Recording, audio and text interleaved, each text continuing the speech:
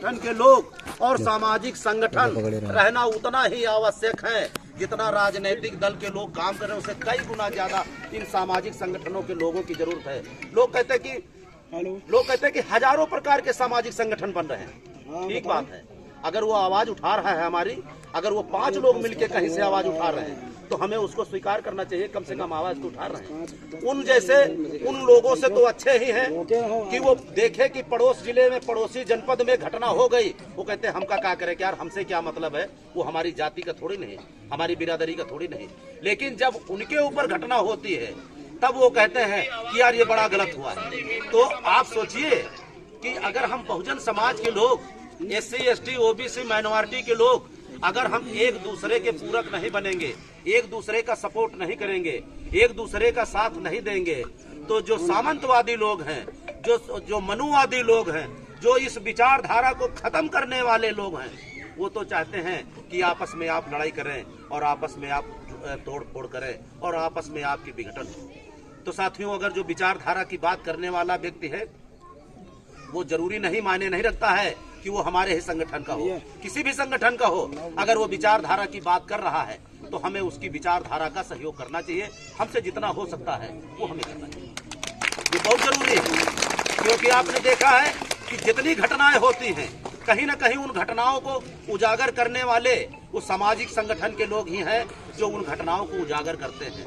तो साथियों, आज हमारे राष्ट्रीय कल्याण मंच के जो 5वें स्थापना दिवस के अवसर पर हमारे जो दूर दूर से लोग चल के आए हैं, हमारी छोटी बहनें आई हैं, हमारे बड़े भाई आए हैं, छोटे भाई आए हैं, पिता तुल्य बुजुर्ग हैं, नौजवान साथी हैं, बड़ी संख्या में अधिवक्ता लोग हैं।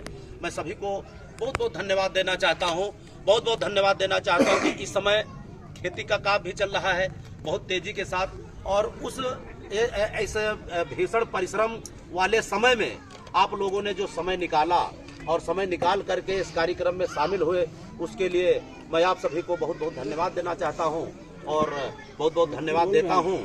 और साथियों, समय आज कम है क्योंकि 4 कार्यक्रम लगे हैं, इसलिए हमें कई जगहों पर जाना है और कुछ बच्चों के लिए कुछ व्यवस्थाएं हैं जैसे कि स्कूल बैग।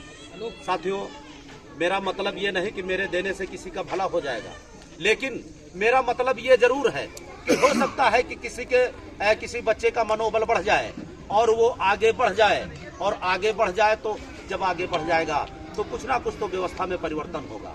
हमारा उद्देश्य है साथियों, इस उद्देश्य के साथ हम लोग काम करते हैं। हम लोग आशावादी लोग हैं, आशा पे निर्भर हैं, और हमारा प्रयास रहता है कि ज्यादा से ज्यादा समाज के लोग शिक्षा की ओर फोकस करें और पाखंड की ओर जरा से भी फोकस ना करें, क्योंकि पाखंड से किसी का भला नहीं हो सकता है।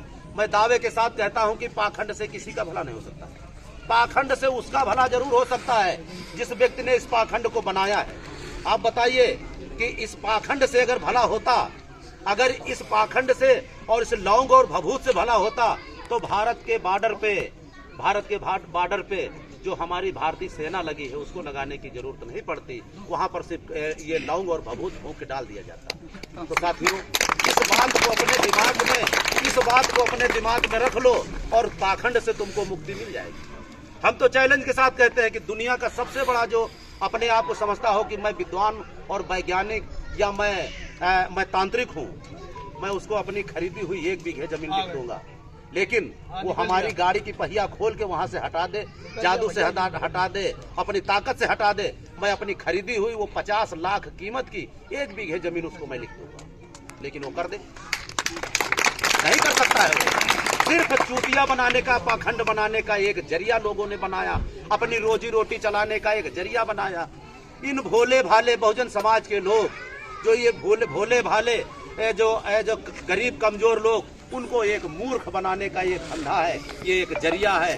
पाखंड एक व्यापार है जो पाखंडी लोग सिर्फ कर रहे हैं। तो हम इस पाखंड से हमको दूरी बनाने की जरूरत है। इस पाखंड से हमारा भला नहीं हो सकता है। अगर इस पाखंड से भला होता तो बाबा साहब डॉक्टर BR